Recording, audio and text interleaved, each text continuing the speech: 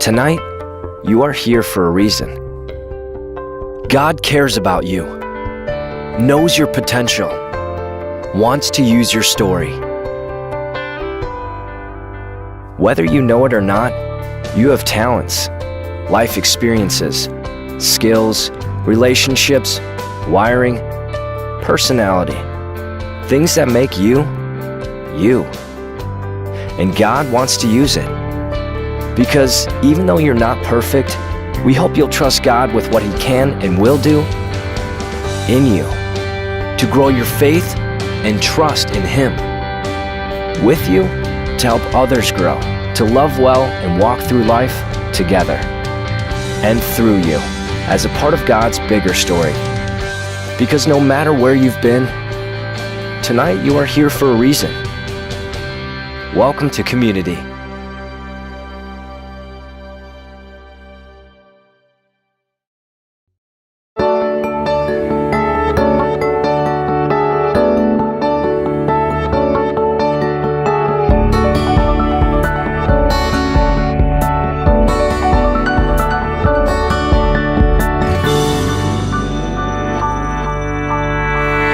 Welcome to Community. We're really glad you've taken a step to join a group. My name is John, and for the next 8 weeks, I'll be your host. Tonight, we're going to start building relationships. It's not the first time you've built relationships. I'm sure there's a time in your life, childhood, high school, college, when you built close friendships and it marked you. Those friendships matter to us.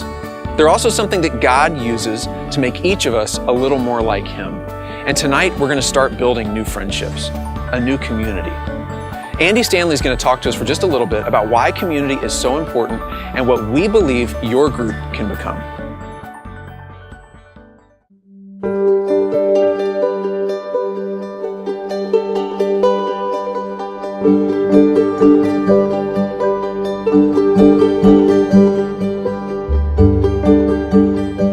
About 20 years ago, Sandra and I joined our very first community group. Now, at the time, I was working at a church that didn't have a small groups ministry. Like most churches, we had an adult education program that happened in a classroom on Sunday mornings. But I was a staff member working with high school students, so I couldn't even participate.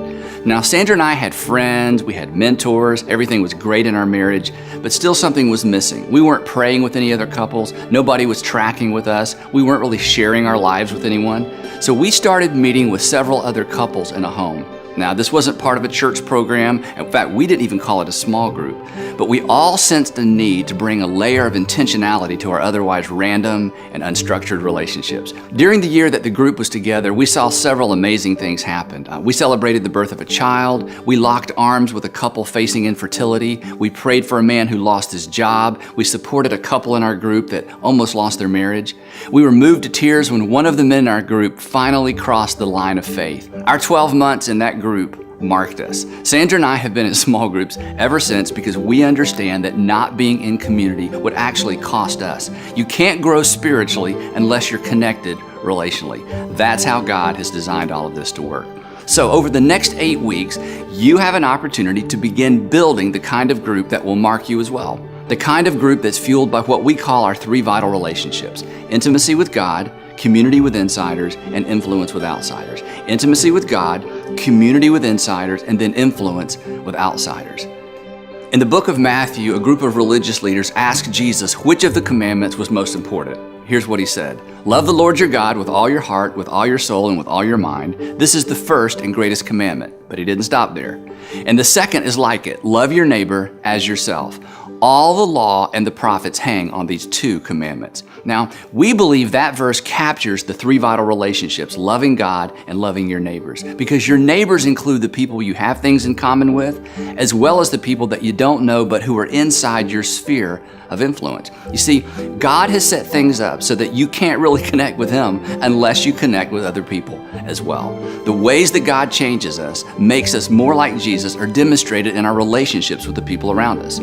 During your time together, you're going to do 2 things. You're going to explore the 3 vital relationships, and you're going to share your stories. These are the first steps in creating life-changing community groups. And believe it or not, this is actually going to be fun. By the end of your time together, you will know each other a whole lot better than you do now. And we're really only asking you to do 3 things. First, show up. It sounds obvious, but it's worth saying. In order for you to connect as a group, you need to spend time together, and that starts with showing up to the group meeting. Secondly, you need to join in, that is, participate in the conversation, begin to connect relationally with the people in the group, and finally, just be real. Open up about who you are, who you really are. If you commit to showing up, joining in, and being real, there's no telling how God is going to use you to speak into the lives of the other people in your group. And the bottom line is this: I pray that this group will mark you the way our first group marked us.